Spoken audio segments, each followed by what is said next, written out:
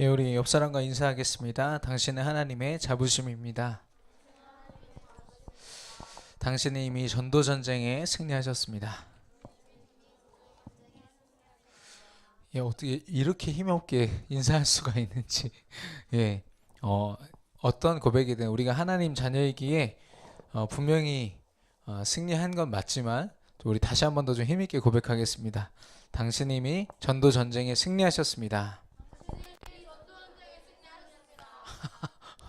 짜증난 것 같은데. 네. 오늘 십자가의 전달자입니다.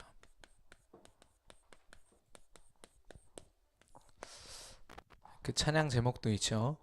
그래서 이 십자가가 단순히 어떠한 믿음, 어떠한 신앙의 어떤 그림 이상으로 내 것이 되어서 이것을 전달할 수 있는 저와 여러분이 되기를 축원합니다. 어, 이번 주에 우리가 같이 외웠던 암송했던 구절이 요한복음 8장 44절인데 같이 암송해 볼까요? 네. 갑자기 막 피시 그 성경을 막 펴시는데 요한복음 8장 44절 같이 펴겠습니다. 예. 요한복음 8장 44절. 한 그 구절을 굉장히 깊게 묵상하는 것도 우리에게 굉장히 큰 힘입니다. 성경을 막 백독씩 하는 사람들도 있거든요. 근데 그 사람들보다 그 사람들이 진짜 그리스도의 의미를 알고 한다면 그 자체가 엄청난 능력이겠지만 대부분이 그걸 놓치더라고요. 그러나 우리가 그리스도를 알고 그 의미를 알고 묵상하는 모든 시간은 우리의 능력이 될 줄 믿습니다. 우리 같이 읽겠습니다. 너희는 너희 아비 마귀에게서 났으니 너희 아비의 욕심대로 행하고자 하느니라. 그 진리가 그 속에 없으므로 진리에 서지 못하고 거짓을 말할 때마다 제 것으로 말하나니 그는 거짓 아비가 이는을 제가 빠뜨려 가지고 예. 요한복음 8장 44절인데요. 어, 욕심대로 행한다고 했습니다.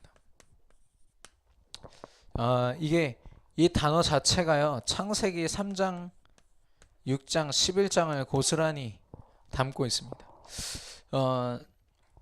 나 중심으로 뭔가 내게 주어지는 유익과 물질에 집착하고 또 내가 느끼는 내가 만족하는 성공의 모습들, 세상이 말하는 성공의 모습들에 집착하면서 살 수밖에 없는 이게 인생이고 이게 성공이고 이게 전부라고 세상은 가르치죠. 예. 근데 이게 축복이라고 생각하고 이게 전부라고 생각하지만 중요한 건 이 배경된 사단 때문에 너희 아비 마귀 그 사단 때문에 이게 사주팔자가 돼버린 거예요. 그래서 사람들은요 이걸로 나를 판단합니다. 내가 뭘 가졌고 뭘 못 가졌고 금수저고 은수저고 흙수저고 이걸로 자기 모든 인생을 다 판가름하는 거예요. 어, 진화론자도 마찬가지인 것 같아요. 자, 진짜 하나님이 나를 이 땅의 최고로 복된 존재로 지은 창조론과 내가 어쩌다가 우연한 것으로 지어져 가지고 겨우겨우 막 식물, 동물, 벌레부터 해가지고 이렇게 쫙 이렇게 내가 진화되어서 이렇게 왔다. 여러분은 어디가 더 나의 정체성과 인간의 그 존엄성을 찾기에 더 적합할까요? 진화론으로는 절대로 인간의 그 존엄성을 찾을 수가 없어요. 동물로부터 왔어요. 동물로부터 그 조상으로부터 왔다는 말이죠. 원숭이가 우리 조상이래. 아니요. 하나님이 우리를 창조하셨어요. 최고로 복된 존재인데 여기에 묶여가지고 이게 나의 전부라고 생각하는 거예요. 그리고 이게 운명이다.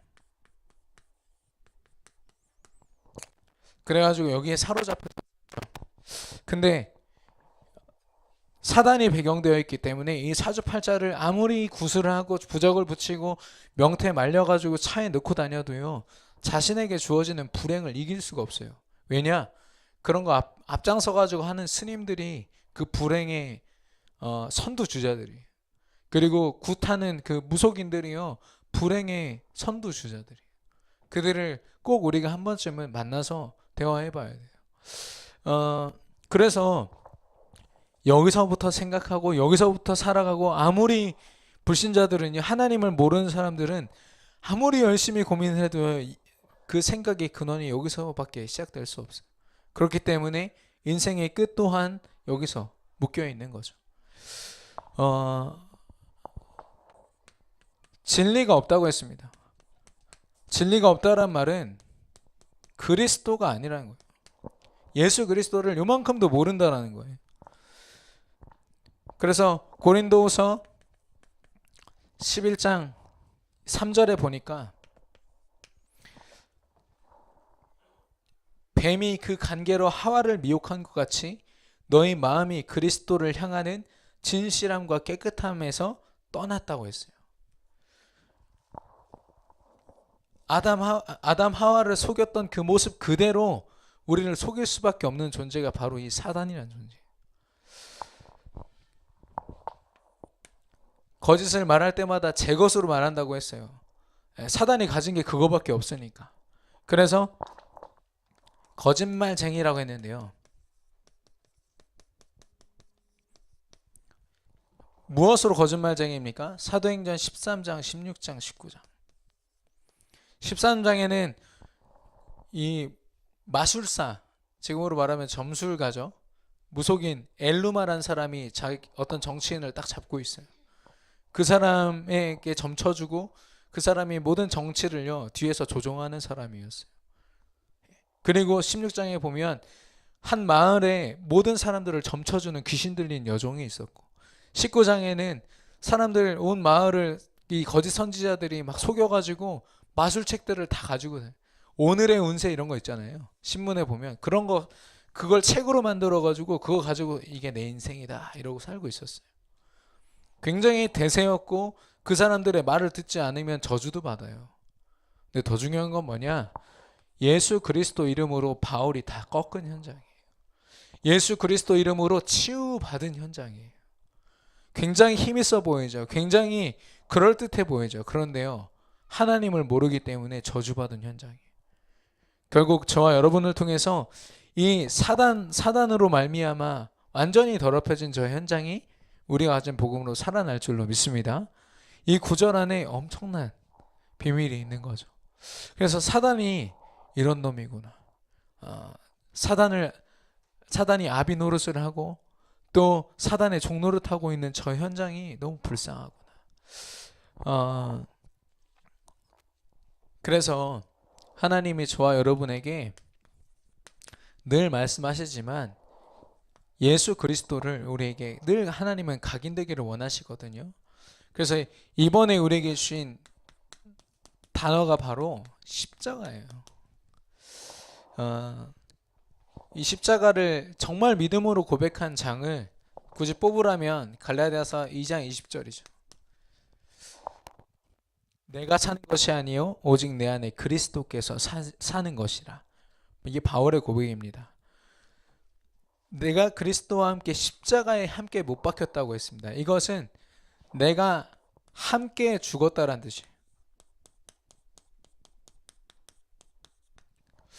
예수님이 나의 모든 죄와 이 영적인 이 문제들을 가지고요, 예수님이 대신해서 못 박히셨기 때문에 사실 함께 못 박힌 거거든요.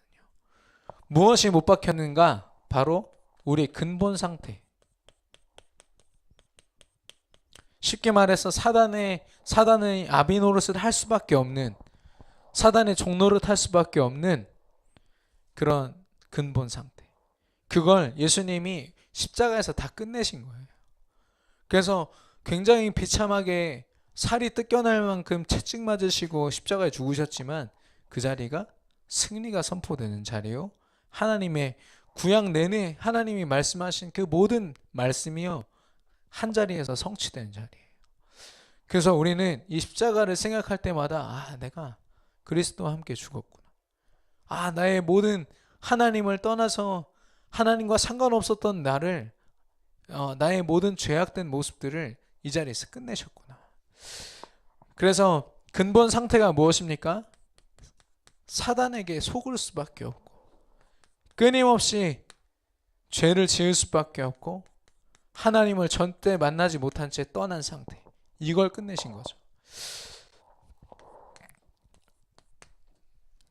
그 그리스도와 함께 살았다고 했습니다.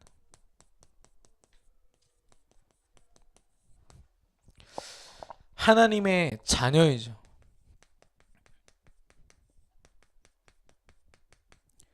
하나님이 예수 그리스도 그 믿음을 허락하셔서 우리를 자녀 삼으시고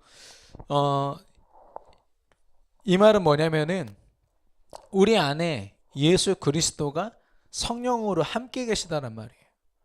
하나님 자녀라고, 야, 너 하나님 자녀니까 그에 합당한 삶을 살아. 그것도 권세니까 네가 열심히 최선을 다해서 살아. 하나님 절대로 그 말씀 안 하셨어. 네가 공부를 해도 하나님 자녀인데 말이야. 그렇게 해서 되겠니? 주로 이제 부모님들이 그렇게 많이 혼내시는데, 너 세계복음할 사람이 그래서 되겠어? 사실 그 말은 어떻게 보면 맞기도 하지만 틀린 말이에요. 왜냐? 이미 하나님 자녀라는 것 자체가요, 그리스도의 능력이 안에 함께 하신 사람이거든요. 그래서 그리스도를 소유한 사람이에요. 근데 그리스도가 내 안에 계시다란 말이 얼마나 무서운 말이냐면, 그리스도가 가진 능력이 나의 능력이 되는 거예요. 왕 제사장 선지자로 오셔서 사단을 이기시고 죄를 용서하시고 그리고 하나님 만나는 길이 되신 그 그리스도의 권세가요, 내 권세가 되는 거예요. 그래서 하나님 자녀란 말은 권세라고 했잖아요.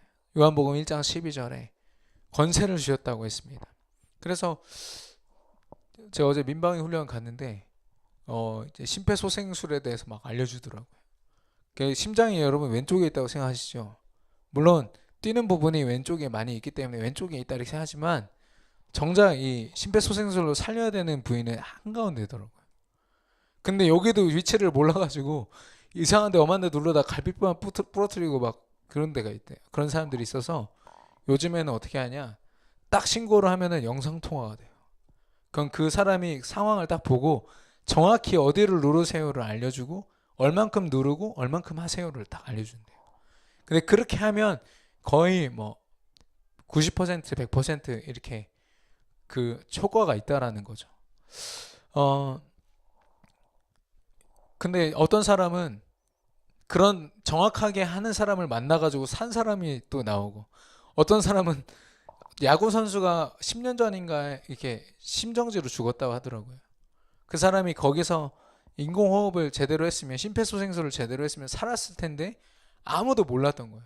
그래서 그냥 들것 싫어가지고 옮기는 중에 이제 뇌사가 돼가지고 10년 동안 일어나지 못하고 식물인간으로 있다가 죽었다고 하더라고요. 누구를 만나느냐가 너무 중요한 거죠. 이렇게 사단에게 완전 사로잡힌 그 현장이요, 하나님 자녀된 여러분을 만나야 사는 거예요. 어설픈 막 이상한 인문학자 그리고 뭐 철학자 이런 사람들 무당 만나면 완전 사단에게 사로잡혀요. 그런데 정확한 답을 가진 저와 여러분, 그리스도를 소유한 저와 여러분을 만나잖아요. 그 사람은 분명히 살게 될 줄로 믿습니다. 왜냐, 우리가 답을 가졌거든요. 그래서 그리스도와 함께 죽고 그리스도와 함께 살아난 나는 더 이상 나는 죽고 그리스도가 사신 것이다 라고 했습니다. 나는 나를 드러낼 이유가 없다. 내 삶 속에 오직 그리스도만 드러나길 원한다 라는 바울의 엄청난 고백인 거죠. 그래서 우리 얼마 전에 김진명 선교사님이 오셔가지고 우리한테 메시지 주셨잖아요. 예수 그리스도화 되어지는 것, 다른 말로 복음화 되어지는 것. 이 십자가의 복음이 우리에게 우리의 삶이 되어지는 거예요. 모든 업과 현장에서 일어나는 모든 일 속에요. 이거를 그때 선교사님 뭐라고 하셨냐면 내 것화. 이게 문법적으로는 사실 틀린 말인데 내 것화, 내게 되어야 돼요. 이 믿음이 내게 되어야 그게 능력이 되어져요. 그렇지 않으면 믿음은 있는데 믿음으로 살지 못하는.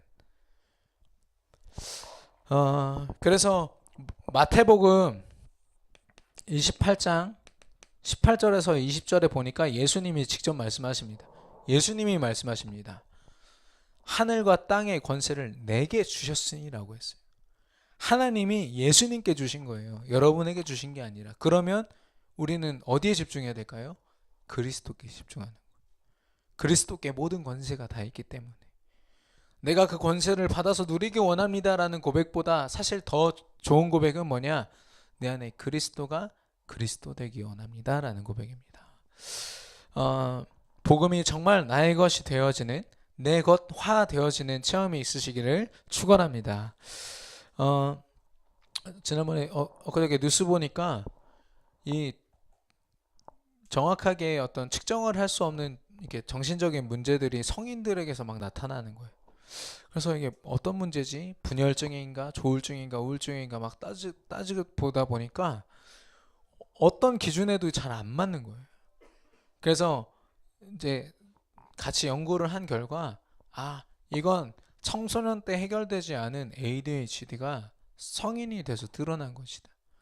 ADHD 아이들은 막 돌아다니잖아요. 집중하지 못하고 단 1분도 집중하지 못하고 주로 그런 아이들이고, 또 내가 부모님과 사람들과의 관계에서 어떻게 해야 된다라는 어떤 결론이 안 나니까 사람들을 함부로 대하기도 하고, 어린아이들에겐 그렇게 드러나지만 성인들에게는 그렇게 드러나는 것이 아니라 분열 증상으로 나타나는 거예요. 어떨 때는 내가 집중해서 이 일을 하다가도 갑자기 내 마음이 막 우울해지고 조울증이 오고 막 갑자기 떠나고 싶고 이런 것들이 막 반복되니까요. 약을 먹어야 좀 진정이 되고, 약을 먹어야 잠이 오고, 이런 문제들이 계속 오는 거죠.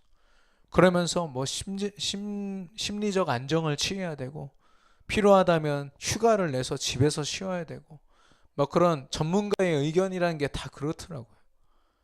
그 와중에 그 정신 문제로 시달린 많은 사람들이 실제 정신과에 가기도 하고, 아니면 무당을 찾아가서 구술하기도 하겠죠.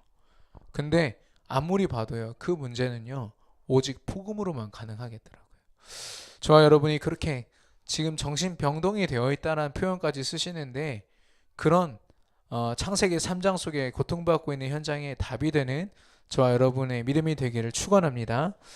그래서 하나님은 우리가 24시 해야 된대요. 우리가 답을 가졌기 때문에 그 답을 가지고 24시 하라고 하시는데, 24시 할 수 있는 방법은 사실 기도거든요. 하나님과 함께 하는 거. 그래서 먼저는 하나님이 허락하신 모든 예배를요, 가장 귀하게 여기는 거예요.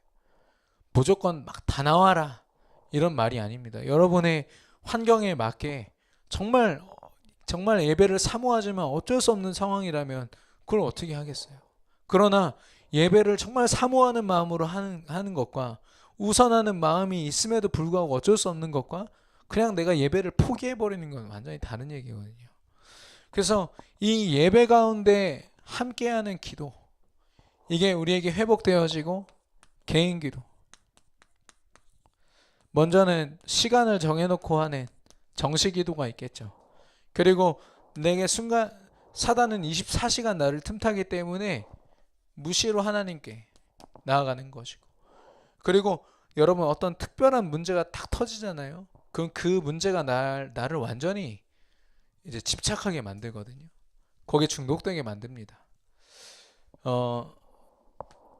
그래서 하나님이 집중 기도로 어떤 특별히 내 생각을 사로잡고 사단의 틈이 되어 있는 것을 두고 집중하라고 하는 거죠. 그 문제가 해결되는 게 문제가 아니라 그리스도로 그 문제가 문제 안 될 때까지 집중하라고 해요. 그래서 이걸 다른 말로 서밋 타임이라고 했습니다. 서밋 타임. 우리가 24시간 할 수 있는 방법이 그건데요. 우리가 지금부터 이걸 준비하겠는데, 이번에 산업인 대회 때 나왔던 말씀을 좀 잠깐 정리하려고 합니다. 24시간 우리가 복음을 가지고 하나님 앞에 남은 자로 서는 거예요. 뭘로 우리는 남은 자입니까? 이미 남은 자라는 건 완료형이거든요. 우리가 가진 복음으로 남았다는 거예요. 우리가 다른 걸 가진 게 아니라, 베드로가 고백하잖아요. 내가 가진 것으로 내게 준다. 그리스도 나사렛 예수 그리스도 이름으로 일어나 걸으라. 우리가 할 수 있는, 현장에서 할 수 있는 고백이 이거밖에 없어요. 내가 내 실력으로 내가 이 일에 성공해낸다. 세상의 말이죠. 근데 우리는 내게 있는 하나님의 능력으로 말미암아 이 현장을 정복한다. 이 전공을 내가 정복한다. 이 전공으로 내가 미래를 정복한다.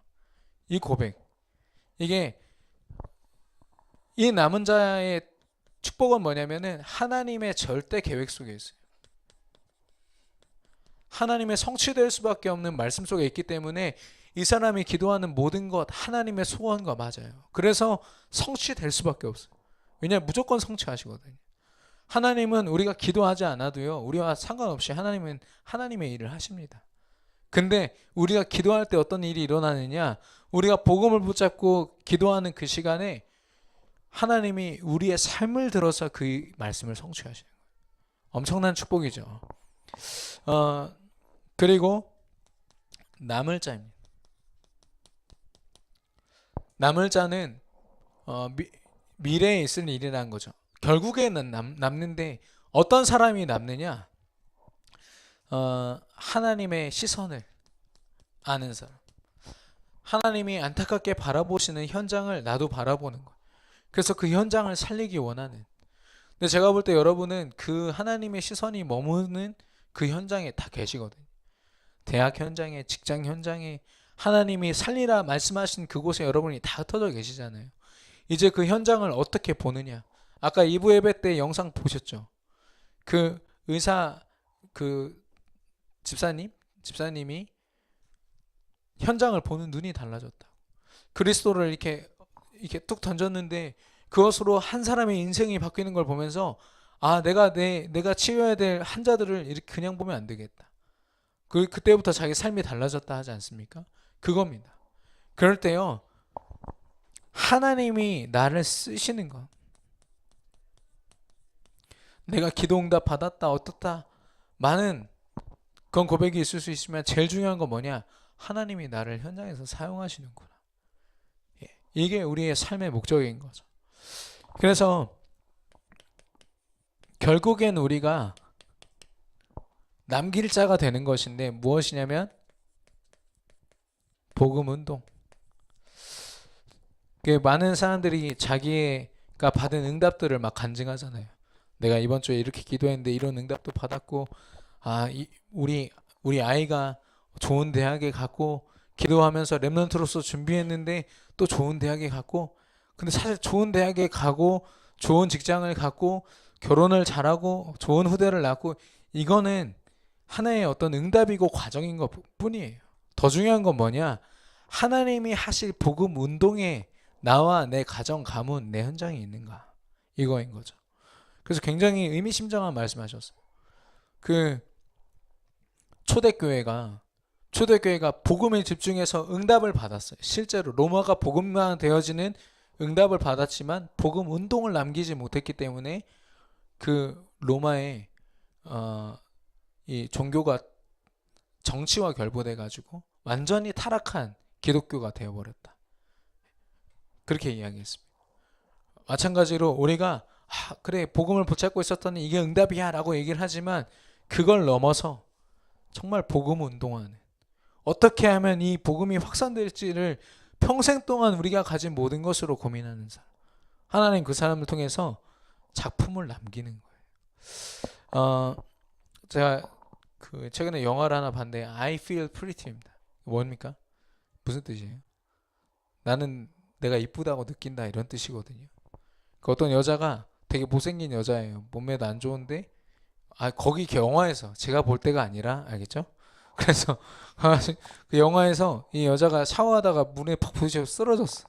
피를 막 흘리는데 자기 늘 못생겼다 생각했는데 자기 몸이 바뀌어 있는 거예요. 근데 중요한 건 딴 사람들한테는 아니야. 자기 생각만 지금 어떻게 잘못된 거죠. 그때부터 이 여자가 얼마나 자신감이 넘치는지, 다 나 이쁘다고 온 사방에다 막 얘기하고 다녀. 사람들이 이해를 못해요. 뭐지 이거? 근데 자기는 막 자신감에 넘쳐가지고 막 하니까 일도 성공을 하고요, 만남에서도 축복이 있고요, 막 그런 거예요. 그래서 뭐 결과적으로는 내가 내 모습이 실제 바뀐 게 아니지만 내가 자신감으로 살아갈 때 이런 축복이 있었구나 스스로를 깨닫는 거예요. 그게 엄청난 뉴에이지적인 사상인 거죠. BTS 방탄소년단이 부른 Love Yourself 있지 않습니까? 너 스스로를 사랑하고 너 스스로를 자랑스럽게 여기면 그걸 통해서 우리가 이렇게 성공한 거야. BTS가 그런 메시지를 막 던지고 있지 않습니까? 이번에 새로 나온 곡도 그런 메시지. 자기가 이렇게 어 자기가 인기와 또 사람들의 그런 시선에 매여 있었는데 그걸 넘어서니까 우리가 이렇게 돼 버렸어. 내가 얼마나 소중한지 몰라. 이거를 가사에다 고스란히 다 담아놨어요. 이 뉴에이지적인 그런 생각인 거죠.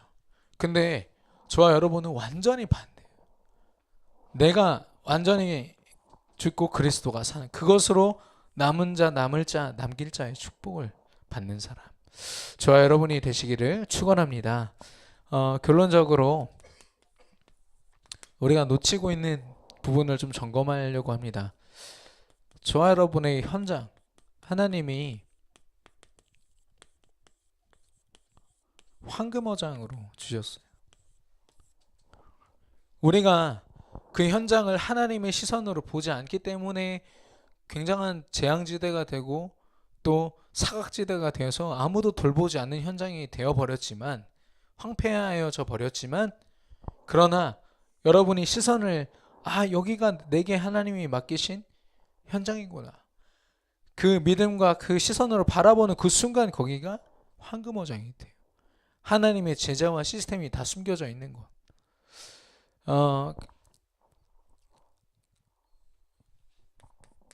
저와 여러분은요, 그 속에 쓰임받을 전도자입니다. 아무리 내가 전도 안 한다고 해도, 여러분이 혹시 전도 아직까지 한 번도 안 해봤다 해도요, 여러분 전도자예요. 왜냐? 답을 가진 사람이기 때문에. 그래서 하나님이 저와 여러분에게요, 황금 시간을 허락하세요. 골든타임.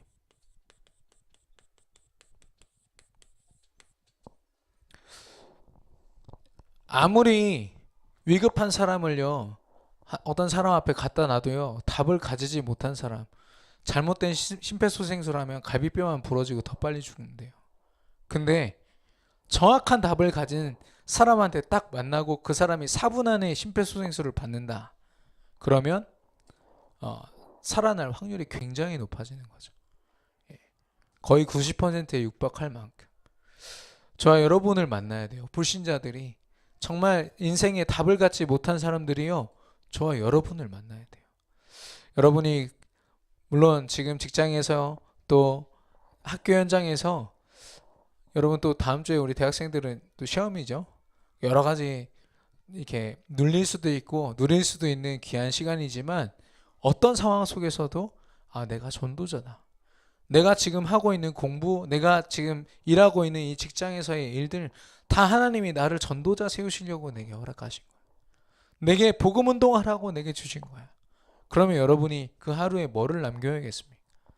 진짜 믿음의 고백을 남기고 또 하나님이 허락하신 그런 귀중한 응답들, 분명히 현장에서 확인하는 저와 여러분 되기를 축원합니다. 미션을 나눌게요. 이번 주 미션은 고린도전서 10장 20절입니다. 우상 숭배할 수밖에 없는 그 모습, 그리고 그걸 바라보는 하나님의 마음을 담아놓은 구절입니다. 이번 한 주 동안 묵상해 주시고, 또 기초 메시지, 이걸 실제로 들은 사람들은 저한테 포럼하고 싶어서 난리더라고. 여러분 한번 시험 기간에 여러 가지 다른 음악 들으면서 여러분 힐링한다고 좀 쉰다고 하지만 한번 메시지 들어보세요. 하나님이 어떻게 여러분에게 응답하시는지. 이번 주 제목은 전도와 기도 응답입니다.